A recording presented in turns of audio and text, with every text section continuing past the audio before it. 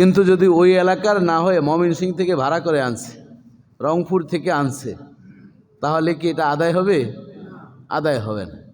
আমার গতকালকে যমুনা টিভির এক প্রোগ্রামে এই বিষয় নিয়ে জিজ্ঞাসা করছে, যখন আলোচনা আমরা করছিলাম, তখন একজন প্রশ্ন করেছিলেন যে যদি আমরা কোনো মানুষকে পাচ্ছি না এই মুহূর্তে, আমরা দূর থেকে ভাড়া করে যদি আনি তাহলে কি হবে? আমি বললাম তো এটা ভাড়াটিয়া, সব জায়গায় তো এবাদত যদি ভাড়াটিয়ার কাজ হতো তাহলে তো নামাজও তো আরেকজন করত। দেখা যায় রোজা ফিদিয়া হচ্ছে যারা অসুস্থ পারে না তাদের জন্য এই সুযোগ, একেবারেই যারা পারেন না অসুস্থ হয়েছেন, ফামান কানা মিনকুম মারিদান আও আলা সাফারিন ফাইদ্দাতুম মিন আইয়ামিন উখার, এখন তিনি অসুস্থ, যেই কটি ভাঙছে অসুস্থতার কারণে পরবর্তীতে রমজানের শেষে সে কি পালন করবেন, এই সুযোগ দিয়েছেন কে? আল্লাহ। এই জন্য সব এবাদত অথরাইজ করার কোনো কি নেই, সুযোগ নেই। সুন্নতে মুআক্কাদে কেফায়া বিষয়টি আমাদের খুব ভালোভাবে নখদর্পণে রাখতে হবে। কিছু সংখ্যক যদি আমরা আদায় করি বাকি সবার আদায় হয়ে যাবে, তবে সেটা রমজানের শেষ দশক হতে হবে এবং এর সাথে তো রোজা আমরা রাখছি, তাহলে 10 দিন এই এতেকাফ হচ্ছে সুন্নতে মুআক্কাদায়ে কেফায়া। আর ওয়াজিব হচ্ছে মান্যতের, যেমন আপনি অসুস্থ হলেন, আপনার বিবি অসুস্থ বা সন্তান, যে কোনো উদ্দেশ্যে আপনি যে আমি এতেকাফ করব, সেটার নির্দিষ্ট দিন তারিখ নাই, একদিনও হতে পারে, সর্বনিম্ন কি একদিন।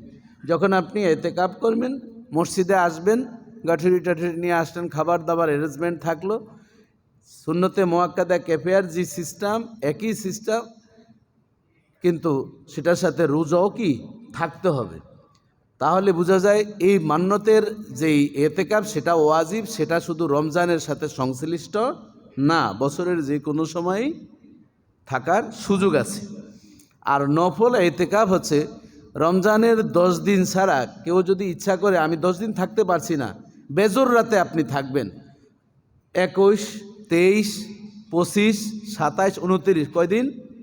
5 দিন থাকতে পারেন। এখন বলবেন হুজুর আমার 5 দিনও থাকার সুযোগ নেই, আপনি 3 দিন থাকবেন, শেষের 3 দিন আপনি থাকেন, কোনো অসুবিধা নেই। বলবেন যে না হুজুর এতটুকু আমার সময় দেওয়ার সময়, আমি 1 দিন পারবো, তাহলেও সেটা কি আপনার ওই নফল ইতিকাফ হবে। বলবেন যে হুজুর রমজানে আমার সুযোগ নেই, এখন আমার একটা সুযোগ আছে, আমি জুমার নামাজে আসছি, ইতিকাফের নিয়ত করে যতক্ষণ আসি দুনিয়ার কোনো নেটওয়ার্কে থাকবো না, থাকবো কার নেটওয়ার্কে, তাহলেও আপনার নফল ইতিকাফ আদায় হয়ে যাবে। এটার কারণ আছে না নাই? মসজিদে আসছেন, মোবাইল আপনার সাথে আছে, আমি তো যেখানেই থাকি আল্লাহর রহমতে খতমে তারাবিটা আমি পড়ার চেষ্টা করি, যত প্রোগ্রাম থাকুক যেখানেই থাকুক খতমে তারাবি মিস কখনো আমি দেওয়ার কোনো চিন্তাও করি না। আল্লাহ তাআলা যাতে মৃত্যুর পূর্ব পর্যন্ত ব্যবস্থা করেন, বলেন আমিন। কিন্তু এর সাথে যেহেতু কথাটা উঠলো, মনে উঠলো, এই জন্য বলে ফেলি। দেখা যায় 8 রাকাতের পর অনেকে দৌড় শুরু করেন, এটা বিশৃঙ্খল পরিবেশ হয়ে যায়। আচ্ছা তাদের কি খতমে তারাবি হয়? কথা বুঝেন নাই? কথাগুলো একটু শক্ত হলেও ভালোভাবে বুঝে নেবেন। আপনাদের সূরা তারাবি পড়া আর এই 8 রাকাত পড়া একই জিনিস। কারণ এখানে খতমে তারাবি যে যাচ্ছে কোথায়, খতমে তারাবি এটা একটা মিথ্যা তহমত। খতমে তারাবি হচ্ছে কোরআনের গোটা এক পারা কি, এক খতম 30 পারা কি পড়তে হবে, শেষ করতে হবে। তা আপনি 8 রাকাত পড়ে যাচ্ছেন, আর 12 রাকাত যে তেলাওয়াতগুলো হচ্ছে সেটা কোথায় যাচ্ছে? তাহলে আপনি বলবেন যে আমি তারাবির নামাজ পড়তে যাচ্ছি। খতমে তারাবি আপনি কখনো বললে আপনার আমল নামায় কবিরা গুনাহ লেখা হবে। কথা বুঝতে পারছেন? কি কথা আপনাদের লজিক যুক্তিতে মিলছে কি না? নাকি মসজিদ থেকে বেরিয়ে হুজুরে বলতেছে খতমে তারাবি বললে কবিরা গুনাহ? কারণ এখন তো এডিটিংয়ের যুগ, পেস লাগাইতে পারলে খুব খুশি, এজন্য ওই পেস লাগাবেন না। আপনি বলছেন কোথায় যাচ্ছেন? খতমে তারাবি পড়তে যাচ্ছি, কিন্তু আপনি পড়ছেন কত রাকাত? আর 12 রাকাত পড়বে কি? ওই 12 রাকাত না পড়ার কারণে এটা আপনার খতমে তারাবি হচ্ছে না, আংশিক তারাবি হচ্ছে। এই জন্য এটাকে খতমে তারাবি বলা যাবে না। তবে সূরা তারাবির চেয়ে এক গ্রেড আগিয়ে আছে, কারণ সূরা তারাবির চেয়ে এখানে আয়াতের সংখ্যা কি বেশি, যত বেশি শুনবেন তত। এই জন্য আপনাদের কাছে অনুরোধ করব, যারা 8 রাকাত নিয়ে এখনও আছেন, আল্লাহর ওয়াস্তে 8 রাকাত 12 রাকাত থেকে আপনি সরে আসেন। খতমে তারাবি যা ভুল হয়েছে আপনি বলবেন যে আল্লাহ আমি কয়দিন বুঝি নেই, ভুল হয়েছে, খতিব সাহেব বলার পর যোগ বিয়োগ পূরণ বাগ দিয়ে দেখলাম যে না কথাটা সঠিক। এজন্য শেষ দশকে রব্বুল আলামিন এত বারাকা দান করেছেন, ইবাদতের সওয়াব, সে বিষয় নিয়ে আমরা কথা বলবো, মাঝে দিয়ে ছুটে যাবে, এই জন্য বললাম। তাহলে নফল এতেকাফ যে কোনো সময় মসজিদে প্রবেশ করে কার নেটওয়ার্কে থাকবে?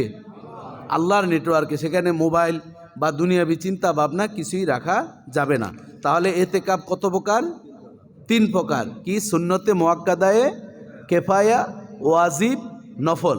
সুন্নতে মুআক্কাদা রমজানের শেষ দশক, আর ওয়াজিব হচ্ছে রমজান ছাড়া যে কোনো সময় মান্যত করেছেন সেটার যদি কোনো কারণে আপনার ছুটে যায় বা অর্ধেক রাখছেন, মসজিদে থাকতে পারলেন, একটা দুর্ঘটনা হলো, এটার কাজা করতে হবে। বুঝতে পারছেন তো? ওয়াজিব বিষয়টা কিন্তু অনেক কঠিন।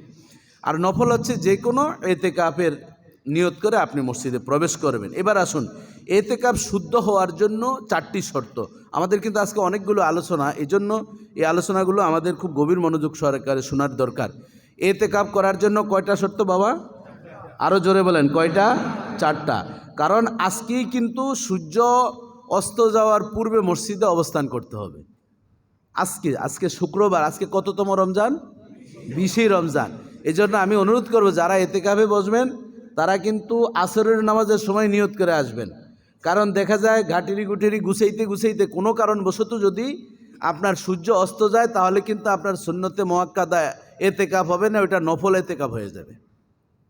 ওই যে আরাফার ময়দানের হিসাবের মতন, খুব সাবধান। এই জন্য গাঠি টাটি যা গুছানের জুমার পরে গিয়ে কি গুছিয়ে ফেলবেন। আবার অনেকে যাওয়ার সময় সবাইরে ফোন দেয়, মাগো এতেকাফে যাইতেছি, দায় দাবি ছাড়াইতেছে, মনে হয় যেন উনি কবরে যাইতে আছে। এরকম আছে না নাই? বন্ধু বান্ধবরে ফোন দিতেছে, দোস্ত এতেকাফে যাইতেছি, মাফ করে দিস। এরকম আছে না নাই? বউরে কয়, বউ গো অনেক জ্বালাইছি, মাফ করে দিও, দেখা হবে হাসরের ময়দানে। আসতে আসতে শ্যামলী মসজিদে। এরকম আছে না নাই? এখানে মাপ চাওয়াটা আর কিছু না। আপনি এটা বলবেন যে আমি এতেকাফে যাচ্ছি, হায়াত মৌত যদি আমার মৃত্যু হয় ক্ষমা করে দিও, আর আমি যাতে যথাযথ এতেকাফ করতে পারি এই জন্য তুমি আমার জন্য কি দোয়া করবে। ওই মাপ চাইতে যাইয়া সূর্য যাতে অস্ত না যায়। কারণ আপনার তো ফোন অনেক, সবাইরে যদি ফোন দেওয়া শুরু করেন তাহলে কিন্তু বেগতিক। তাহলে 1 নম্বর হচ্ছে এতেকাফের 4টা শর্তের 1 নম্বর হচ্ছে নিয়াত পরিশুদ্ধ করতে হবে। ওই যে গাঠুরি টুটুরি নিয়ে আপনি রেডি হবেন, মোষ টোস কাটলেন, যা যা আপনার অতিরিক্ত আছে, ময়লা আবর্জনা শরীরের সব কিছু দূর করলেন। এই জন্য এটার জন্য একটা ভিসা প্রসেসিং করা, এই 10 দিনের একটা প্যাকেজের ভিসা আছে না নাই? বিদেশে যাবেন, ভিসা দরকার। আল্লাহর সাথে আল্লাহর নেটওয়ার্কে ঢুকবেন, আল্লাহর দিদার নসিব হবে এতেকাফে, এখানেও পরকালের ভিসার প্রস্তুতির দরকার আছে না নাই? এই জন্য নিয়ত কী করতে হবে? পরিশুদ্ধ। 2 নম্বর হচ্ছে জামাতের মসজিদ হতে হবে। জামাত বলতে জামে মসজিদ না, 5 ওয়াক্ত নামাজের মসজিদ আছে না নাই? যেখানে 5 ওয়াক্ত নামাজের মসজিদ হয়। আবার অনেক সময় অনেকে দেখা যায় 5 ওয়াক্ত মসজিদে বসেন না, জুমার মসজিদে বসেন, এটা উত্তম। জুমার মসজিদ হওয়া কি উত্তম।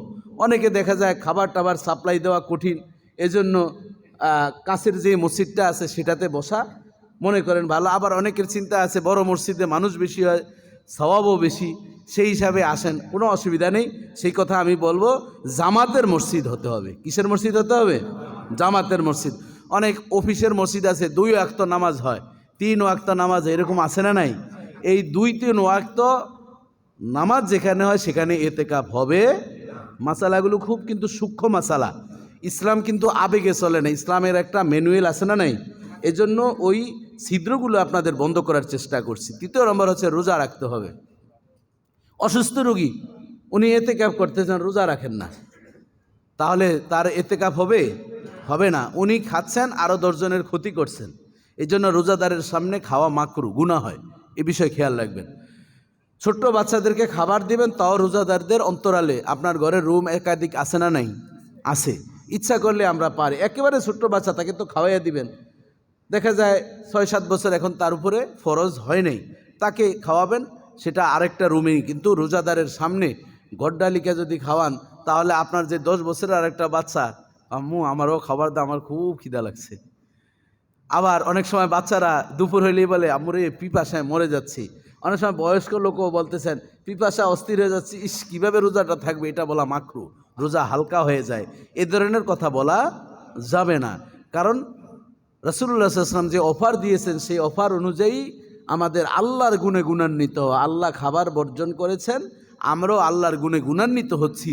এই জন্য রব্বুল আলামিন বলছেন, আস-সাওমু লি ওয়া আনা আজিজি আও উজজা, রোজা আমার জন্য রাখে, এর প্রতিদান আমি নিজেই আল্লাহ অথবা আমি এর প্রতিদান দান করবো। জোরে জোরে বলুন আল্লাহু আকবার। বাবাজি বন্ধুরা, আমার জন্য জামানার পয়গম্বর বলেন, মান সামা রমাদানা ঈমানান ওয়া ইহতিসাবান গুফিরা লাহু মা তাকদ্দামা মিন যামবি, রাওয়াহুল বুখারী। জোরে জোরে বলেন আল্লাহু আকবার। জামানার পয়গম্বর বলেন, আমার যে উম্মত রোজা রাখলো ইমানের সাথে, রব্বুল আলামিনের প্রতি আন্তরিকতার সাথে আল্লাহর আদেশ পালন করতে গিয়ে রোজা রাখলো, আল্লাহকে বড় মনে করে সে রোজা রাখলো, আল্লাহর দিনগুলো পূরণ করার জন্য, আল্লাহর আদেশ পালন করার জন্য যারা রোজা রাখে, ইহতিসাবান, এর দুটি ব্যাখ্যা আছে। এক নম্বর ব্যাখ্যা হচ্ছে সওয়াবের আশায়, আর দ্বিতীয় নম্বর ব্যাখ্যা হচ্ছে তার গুনাহগুলো হিসাব করে করে রোজা রাখছে।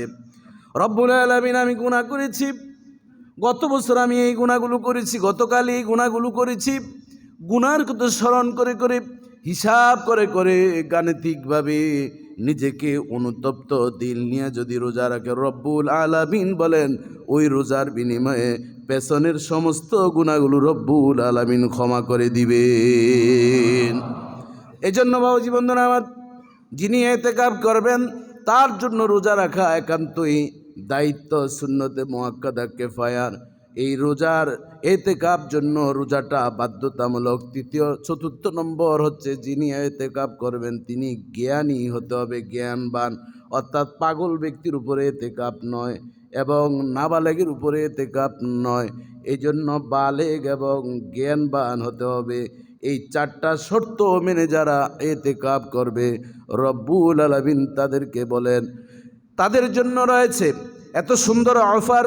রাসূলুল্লাহ সাল্লাল্লাহু আলাইহি সাল্লাম বলেন, মান ইতিকাফা আশরান ফি রমাদান কানা কা হজ্জাতাইন উমরাতাইন। আমার যে উম্মতগুলো এই চারটি শর্ত মেনে ইতিকাফ করবে, ইবাদতের মাধ্যমে তার সময়টা কাটিয়ে দিবে, রব্বুল আলামিন তাকে কবুল 2টা হজ এবং কবুল 2টি উমরার সওয়াব তার আমলনামায় দান করে দিবেন। আব্দুল্লাহ ইবনে আব্বাস রাদিয়াল্লাহু তাআলা আনহুমা বলছেন, ও সাহাবীরা শোনো, জামানার পয়গম্বর বলেন যে সওয়াবের নিয়তে গুনাহগুলোকে মাফ করার উদ্দেশ্যে পরিবার পরিজন, ব্যবসা বাণিজ্য, সমস্ত আপনজনকে ত্যাগ করে রব্বুল আলামিনের বাড়িতে সে অবস্থান করবে, তার থেকে জাহান্নাম 1500 বছরের দূরে থাকবে। জোরে জোরে বলেন সুবহানাল্লাহ। 3 খন্দক পরিমাণ, এক এক খন্দক হচ্ছে, সাহাবায়ে কেরাম জিজ্ঞাসা করেন, ইয়া রাসূলুল্লাহ 3 খন্দক বলতে কি বোঝায়? জামানার পয়গম্বর বলেন, এক খন্দক হচ্ছে 500 বছরের দূরত্ব, তার মানে 1500 বছরের দূরত্ব তার থেকে জাহান্নাম থাকবে। কাজেই যিনি ইতিকাফ করবেন, এই 10 দিন ইতিকাফের মাধ্যমে রব্বুল আলামিন তাকে জান্নাতি বান্দা হিসাবে কবুল করে নিবেন। তাহলে সেই নিয়ত করার দরকার আছে না নাই? আমরা চিন্তা করি বুড়ারাই ইতিকাফ করবে, গুড়ারা করবে না। যখন এই মাল আর চলে না, ঘরে থাকলো কটকট কটকট করে, আর পারে না। বুড়া হইলে মানুষে কিন্তু কথা বেশি বলে, এটা জিজ্ঞাসা করে সেটা জিজ্ঞাসা করে, খিটখিটে মেজাজ হয়ে যায়। তো বউরা, ছেলের বউরা ভাবে যে মসজিদে গেলে অন্তত 10টা দিনকে একটু শান্তিতে থাকতে পারি। আর ওই বুড়িও তো অনেক সময়, পুরুষ বুড়ো হয় তাড়াতাড়ি, মহিলারা বুড়া হয় খুব দেরিতে। দেখুন পুরুষ তাড়াতাড়ি মারা যায়, এটার কারণ আছে, তৈচ্ছার কারণে মারা যায়। পুরুষদেরকে যেভাবে নারী নির্যাতনের চেয়ে এখন পুরুষ নির্যাতন কি বেশি, এই জন্য পুরুষের হায়াত এখন দেখা যাচ্ছে আমাদের বাংলাদেশে, এই রিসার্চাররা গবেষণা করে দেখেছেন, নারীদের তুলনায় পুরুষরা এখন 10 থেকে 15 বছর হায়াত কম পায়। কি বিশ্বাস হয় না? হিসাব লেখেন, আজকে ডায়েরিতে যেয়ে লেখেন, পরে হাসরের ময়দানে দেখা হইলে আমার জিজ্ঞাসা করেন, হুজুর কথা তো ঠিকই বলছিলেন মনে হয়। কারণ পুরুষরা এখন বাহিরেও যেমন যন্ত্রণা, ঘরে আসলেও কি যন্ত্রণার ঘাটতি নেই। যে তো ইচ্ছা চলে আসছে, দেখেন না কয় টাকা কামাইছেন আর কয় টাকায় বাজারে, এরপরও কোনো শান্তি নাই। এই জন্য স্বাভাবিকভাবে দেখা যায় বুড়ারা যদি যায় ঘর থেকে বাসে, বলতেছে তোর বাপের এটা মসজিদে দিয়ে 10টা দিন একটু শান্তিতে থাকি। যাই হোক, এটা হলো কিছু সংখ্যক, একটু মজা করে রসিকতা করে বললাম। কিন্তু আমাদের অনেকের বাংলাদেশের ট্রেডিশন ছিল, হজ করতে যাবে চাকরি থেকে রিটায়ার্ড হয়ে, এর আগে হজ করতে গেলে সগীরা গুনাহ হবে, এরকম অনেকের ধারণা ছিল। কিন্তু এখন হজের এত বেশি ওয়ার্কিং বাংলাদেশে হয়েছে এজেন্সির কারণে, এখন দেখা যায় যে না, মাঝ বয়সী এখন হজে কি যায়, আগেরটা থেকে একটু উন্নতি হয়েছে না অবনতি হয়েছে? উন্নতি হয়েছে। তাহলে এই এতেকাবের ক্ষেত্রে আমাদের ইমাম খতিবদের ধর্মীয় লিডার যারা, তাদের একটু মোটিভেশনের দরকার আছে না নাই?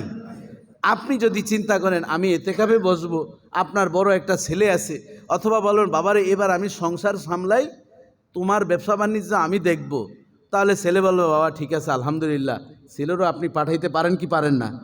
আপনার ছেলে কলেজে পড়ে, ইউনিভার্সিটিতে পড়ে, মা বাবা দুইজনে বললেন যে তোর বাবা তো থাকতে পারে না, গরম পানি লাগে, এটা সেটা লাগে, তোর বাবার ওষুধ খেতে হয়, ইনসুলিন, নানান ঝাই ঝামেলা আছে, তুই এবার থাক। তাহলে পরিবার থেকেও যদি একটু মোটিভেশন করে, এতেও দেখা যায় জোয়ানরা যদি এতেকাব করে ওই এলাকার উপর আল্লাহর রহমত 70 গুণ বেশি হবে।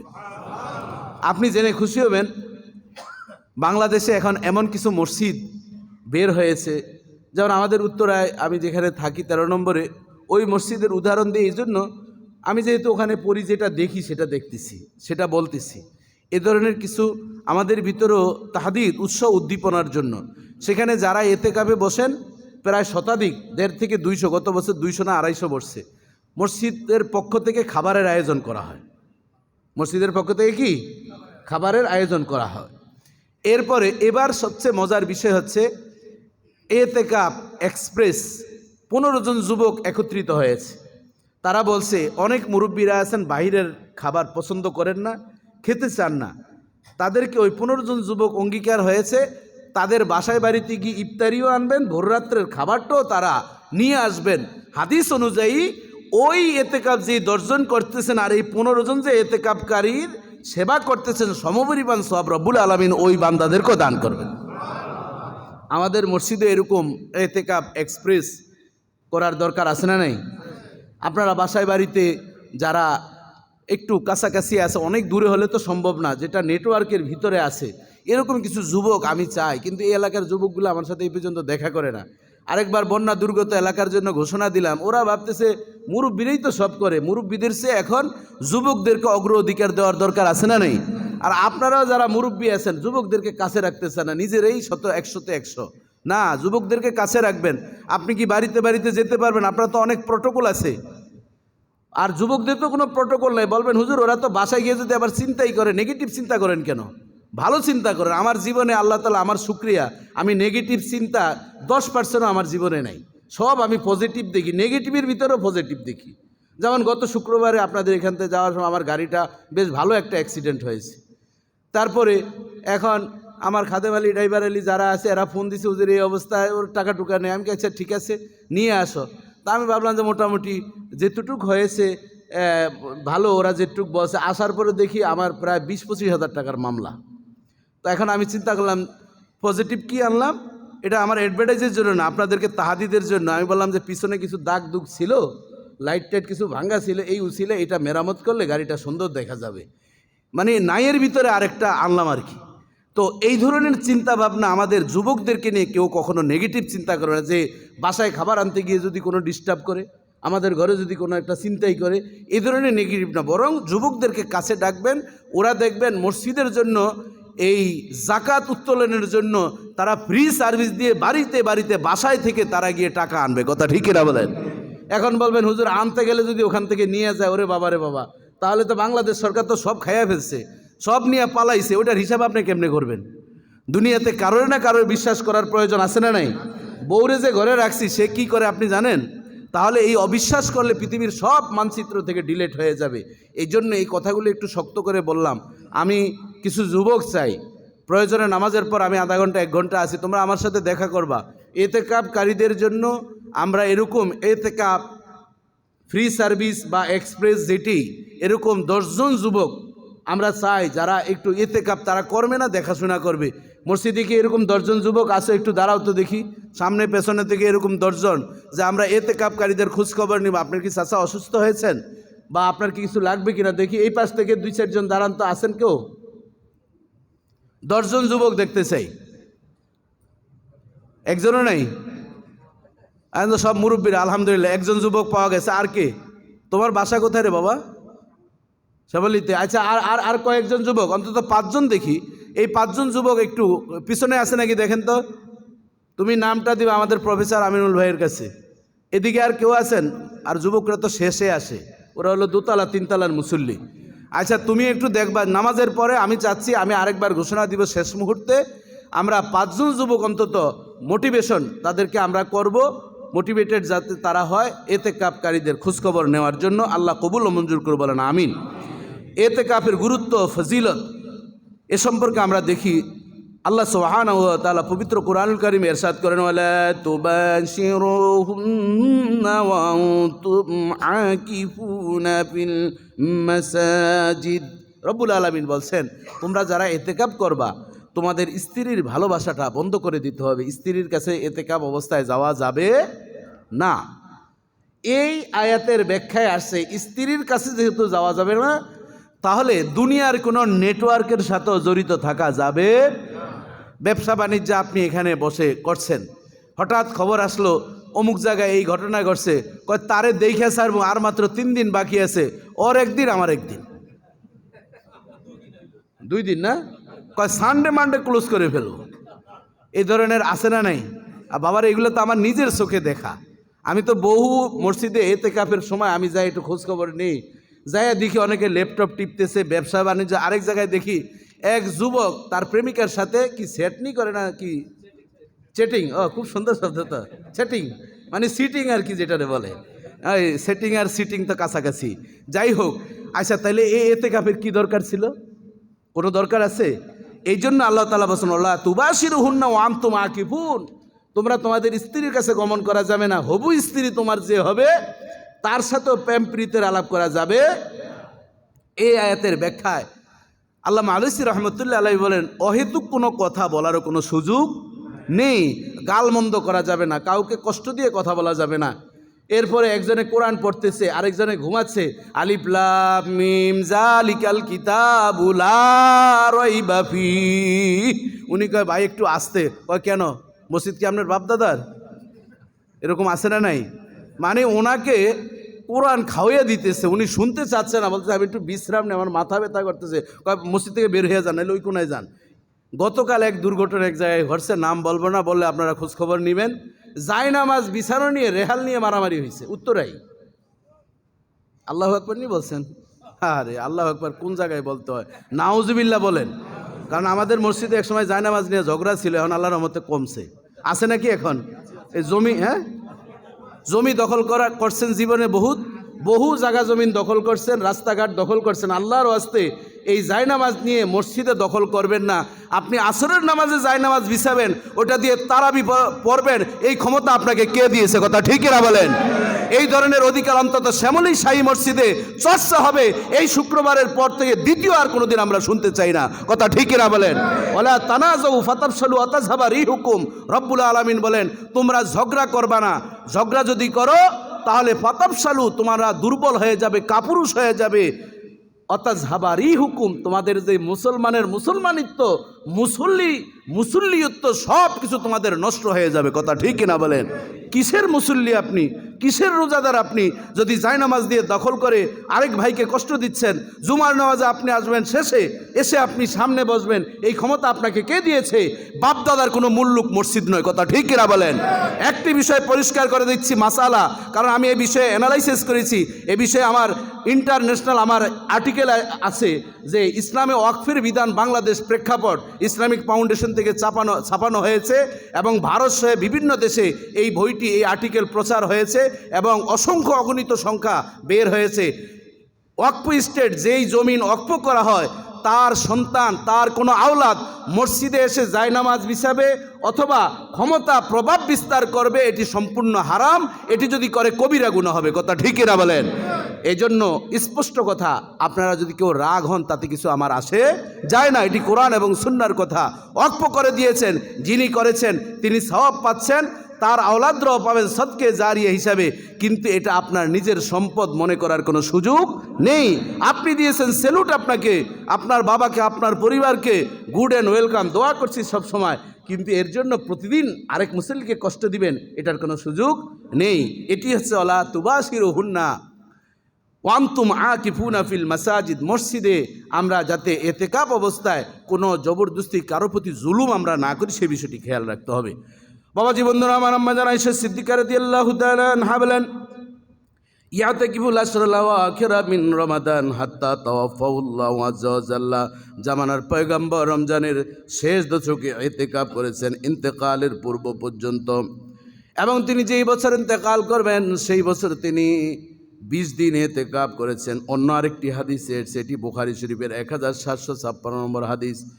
এছাড়া বুখারী শরীফের 2027 নম্বর আরেকটি হাদিসে এসেছে, কানা ইয়াতাকিফু ফি আশরিল আওসাতি মিন রমাদান ফাতাকাফা আম্মান হাত্তা ইযা কানা লাইলাতা 21 ক্বালা মান কানা ইতিকাফা মাই ফালিয়াতাকিফিল আশরিল আওয়াখির ওয়া কাদ উরিতু হাদিহিল লাইলাতা সুম্মা উনসিতুহা। জোরে জোরে বলেন আল্লাহু আকবার। জামানার পয়গম্বর রমজানের মাঝের 10 দিন ইতিকাফ করলেন, অর্থাৎ মাগফিরাতের 10 দিন ইতিকাফ করলেন। ইতিকাফ করার পরে রাসূলুল্লাহ সাল্লাল্লাহু আলাইহি ওয়াসাল্লাম আবার বসে গেলেন। হঠাৎ করে তিনি 21 রমজানে ইতিকাফে বসে গেলেন। বসে তিনি বলতেছেন, মান কানা ইতিকাফা মাই ফালইয়াতাকিফ আশরিল আওয়াখির। আমি যতটুকু রব্বুল আলামিনের পক্ষ থেকে সাজেশন পেয়েছি, রমজানের যেই মাগফিরাতের 10 দিন ইতিকাফে ছিলাম, এর চেয়ে উত্তম ইতিকাফ হচ্ছে রমজানের শেষ দশকের। কাজেই তোমাদেরকে বলবো, তোমরা রমজানের শেষ দশকে ইতিকাফ পালন করো। ওয়াকাদ উরিতু হাযিল লাইলা, কারণ আমি স্বপ্নে দেখেছি রমজানের শেষ দশকে রব্বুল আলামিন লাইলাতুল কদরের ব্যবস্থা রেখেছেন। সুম্মা উনসিতুহা, কিন্তু দুর্ভাগ্য, আমাকে তারিখটাও বলা হয়েছে বেজর রাত্রের, কিন্তু আমি ভুলে গেছি।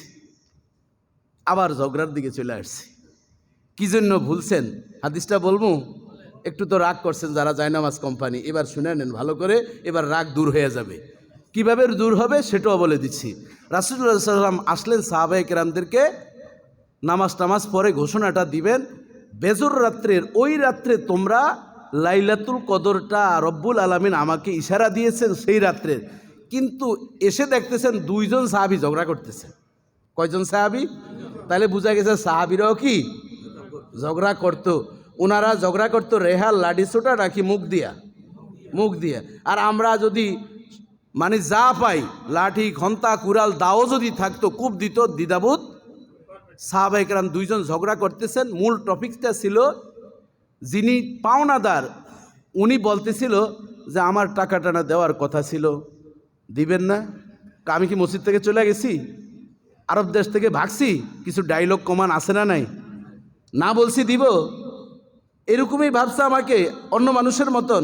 কিছু কিছু কমন ডায়লগ যেরকম রাজনীতিবিদরা দেয়, ওরকম কিছু ডায়লগ যখন দিচ্ছেন, রাসূলুল্লাহ সাল্লাল্লাহু আলাইহি ওয়াসাল্লাম তাজ্জুব হয়ে তাকিয়ে থাকলেন। আরে সাহাবীরা, আর সাহাবী কান নুজুম, তোমরা হচ্ছে আকাশের নক্ষত্রের মতন, পাওনাদার দেনাদার ঝগড়া করতেছ। এখন যিনি পাওনাদার আর যিনি দিবেন, ওনাকে যাকে টাকা দেওয়া হয়েছে ওনাকে কি বলা হয়? দেনাদার। দেনাদারকে ডাক দিয়ে বলতেছে, ওই দেনাদার শোনো, তোমাকে কি সাহাবী টাকা দিয়েছে, তাহলে তুমি তাকে টাকাটা যথাসময়ে দিয়ে দাও, তাহলেই তো হয়। আর ওনাকে ডাক দিয়ে বলল, তুমি তাকে একটু কমিয়ে দাও, যেই টাকাটা দিয়েছে তার যেহেতু দিতে অসুবিধা, অর্থনৈতিক সমস্যার কারণেই সে এমন করছে, তুমি কিছু কমিয়ে দাও। ইয়া রাসূলুল্লাহ, আমি কমিয়ে দিলাম। আর উনিও বলতেছে, ঠিক আছে, আমি কি মেনে নিলাম, আমি দিয়ে দিচ্ছি। কিন্তু এই যে ঝগড়া মিটাতে গিয়ে রাসূলুল্লাহ সাল্লাল্লাহু আলাইহি সাল্লাম ঘোষণা দিতে আসছেন কিসের?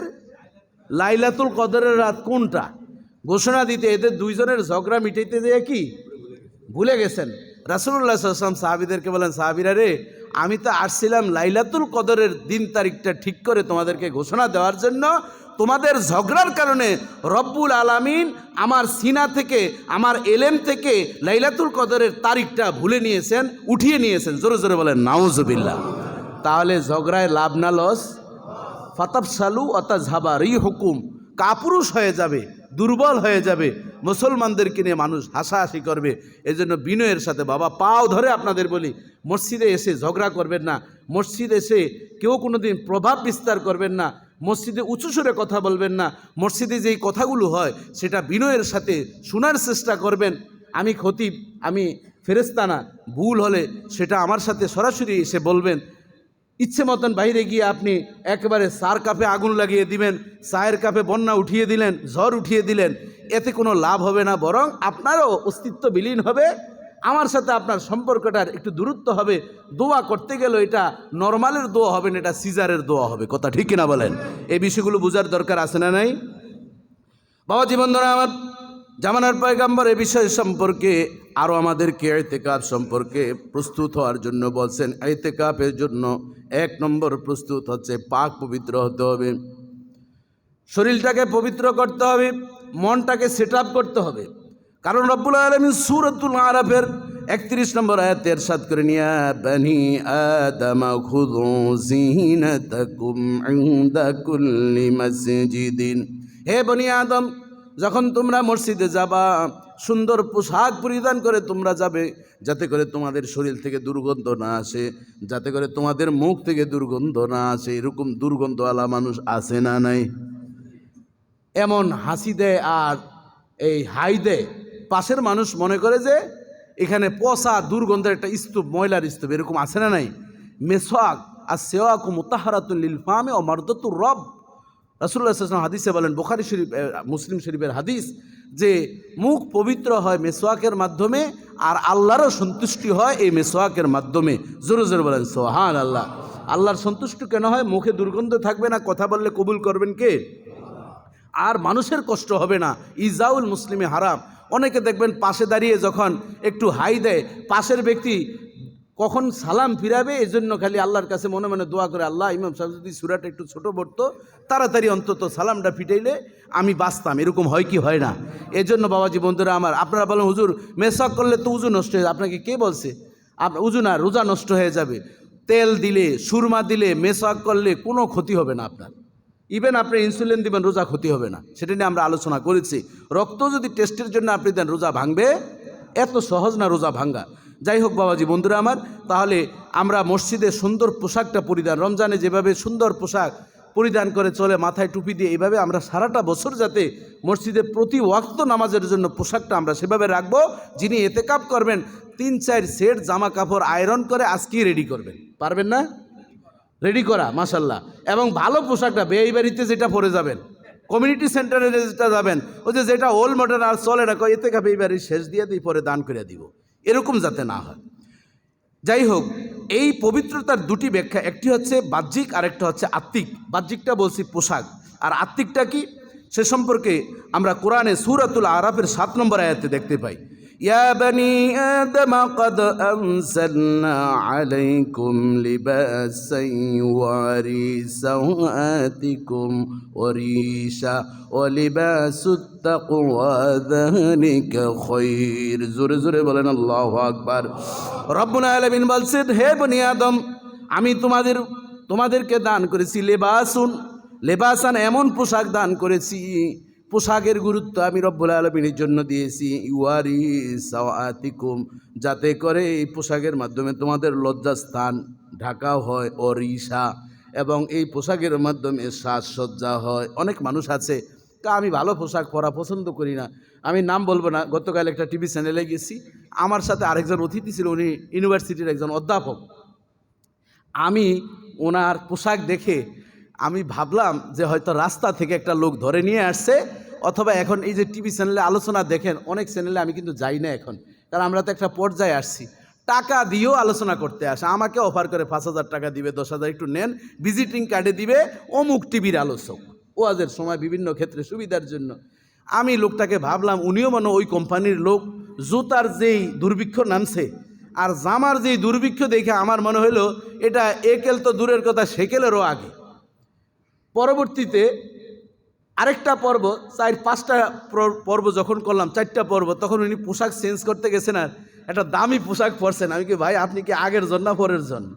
উনি হাসতেছেন, মানে ওই লোকের দেয়ার আর ফার ডিফারেন্স, ওনার চেহারার গেটআপও চেঞ্জ হয়ে গেছে পোশাকের কারণে।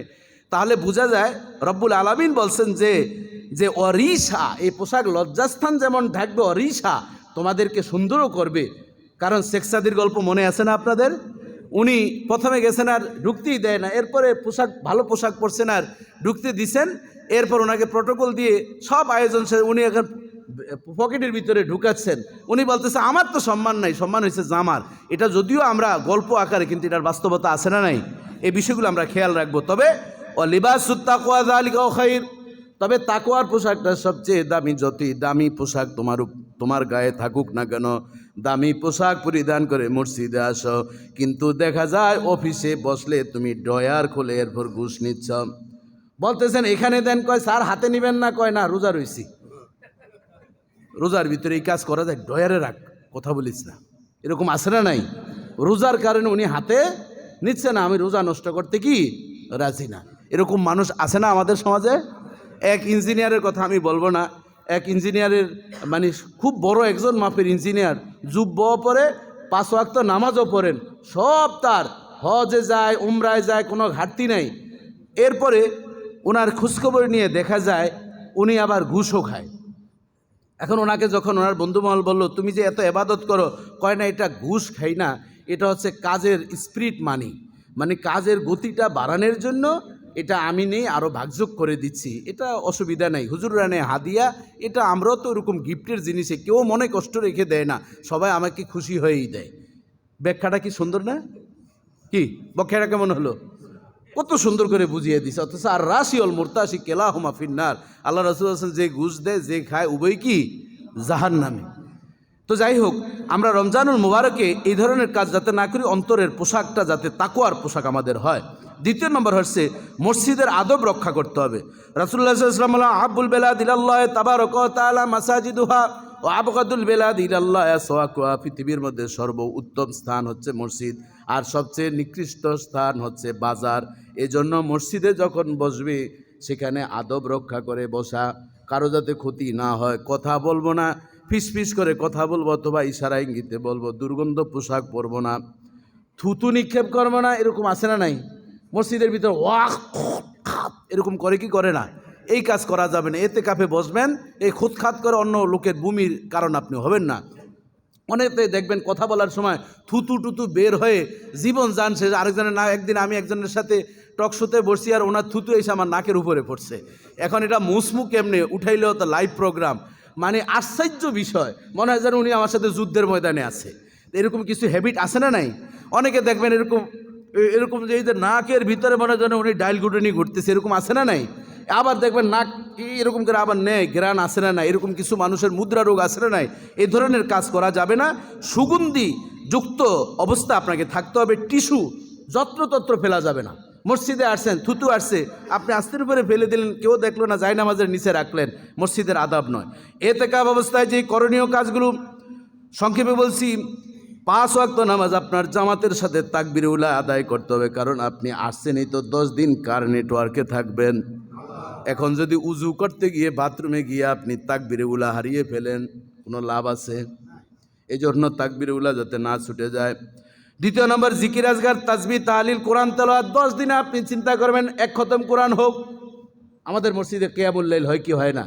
যারা 20 রাকাত পড়েন, এদিকে 1 খতম, ওদিকে কয় খতম? 3 খতম। কয় খতম পাচ্ছেন? কত সোয়াব 700 দিয়ে খালি গুণ করেন, ক্যালকুলেটারে হিসাব দিবে না। এই জন্য আপনি আবার তেলাওয়াত মানে 1 খতম যাতে হয় সেভাবে চেষ্টা করবেন। অনেকে আছে ঘুম নিদ্রা একেবারে বাদ দেন, তবে আল্লাহ রাসূল এই রমজানের শেষ মুহূর্তে কিছু কাজ করেছেন। তিনি সারা রাত সজাগ থাকতেন, আইকাজা আহলাহু, পরিবারকে জাগ্রত করে দিতেন। সেটা লাইলাতুল কদর খোঁজার জন্য চেষ্টা করবেন, কিন্তু ঘুম না গিয়ে আবার অসুস্থ হওয়ার কোনো দরকার নেই, সেই বিষয়টি আমাদের খেয়াল রাখতে হবে। এরপর এরশাক আউয়াবিন নামাজ পড়বেন। আপনি যদি আউয়াবিন নামাজ পড়েন, 12 রাকাত নামাজের মাধ্যমে রব্বুল আলামিন 6 রাকাত নামাজ, নাকি কয় রাকাত নামাজ? 6 রাকাত নামাজের মাধ্যমে আপনাকে 12 বছর নফল ইবাদতের সওয়াব রব্বুল আলামিন দান করবেন। আমার এই আমলি জান্নাত এই বইতে আমি বিস্তারিত এখানে এরশাক আউয়াবিন নামাজ এবং এতেকাবের বিস্তারিত বিষয়গুলো লিখেছি। আপনার এই রমজান উপলক্ষে এই বইগুলো নিতে পারবেন। আমি গত জুমায় সম্ভবত বলেছিলাম 350 টাকা, 50 টাকা কমালাম। এই রমজান উপলক্ষে আপনারা নিয়ে নেবেন, এই বইতে বিস্তারিত আছে। এরপর শাস্তের নামাজ, উমরি কাজার নামাজ, সলাতুল হাজতের নামাজ, উমরি কাজা অনেকের নামাজ ছুটে গেছে, সেই নামাজগুলো আপনি এতেকাব অবস্থায় পড়তে পারেন। সালাতুল তাসবিহ পড়া বর্জনীয় হচ্ছে, অহেতুক কথা বলা যাবে না। আল্লাযীনা হুম আনিল লাগবি মুরিদুন, যারা মুমিন তাদের বৈশিষ্ট্য হচ্ছে তারা অহেতুক কথা বর্জন করেন। উঁচু স্বরে কথা বলা যাবে না, সেটা বলছি। গীবত, 2 জন বসে বসে এমন খাতিল হয়েছে এতেকাবে এসে, বোর যত দোষ আছে, আপনার অমুক ভাইয়ের কি হয়েছে, কার সাথে ঝগড়া হয়েছে, দুনিয়ার উৎপাত আপনি মসজিদের এতেকাবের ভিতরে উঠিয়ে দিচ্ছেন। এর জন্য যে বলবে আর যে মনোমুগ্ধকর শ্রোতা হয়ে শুনবেন, উভয়ের কি একই গুনাহ। দুইজন মহিলা সাহাবী নবীজির সাথে রোজা রাখার ইফতার করার জন্য চিন্তা করলেন। আল্লাহ রাসূল বলছেন এদের তো রোজাই হয় না। সাহাবী এসে বলছেন রোজা রেখেছেন, ওনারা বলছেন। আবার সাহাবী এসে বলেন, নবী বলছেন না, হয় নাই তোমাদের রোজা। যখন 3 বার বার্গেটিং করল, আল্লাহ রাসূল বললেন একজন গীবত করেছেন, আরেকজন শুনেছেন, এই জন্য তাদের রোজাই নষ্ট হয়ে গেছে। বাঁচার উপায় কি? তাদেরকে বমি করার কথা বলল। মুখে আঙ্গুল দিয়ে যখন বমি করলেন, আল্লাহ রাসূল বলেন 2টি রক্ত মাখা গোস্ত তাদের মুখ দিয়ে বের হলো। রাসূল ইসলাম বলেন এই 2টি গোস্তের টুকরা যদি দুইজনের পেটে থাকতো, জাহান্নামের লাকড়ি এই 2টি গোস্ত টুকরা তাদেরকে বানিয়ে আগুনে পুড়িয়ে দিত। জোরে জোরে বলেন নাউজুবিল্লাহ। মোবাইলের ডিভাইস ব্যবহার করার জন্য যদি পারেন মোবাইল না নিয়ে আসা সবচেয়ে উত্তম। কোরআন তেলাওয়াত করবেন, অপরের যাতে কষ্ট না হয়। এতেকাফের উপকারিতা হচ্ছে লাইলাতুল কদর খোঁজা হয় এতেকাফের মাধ্যমে।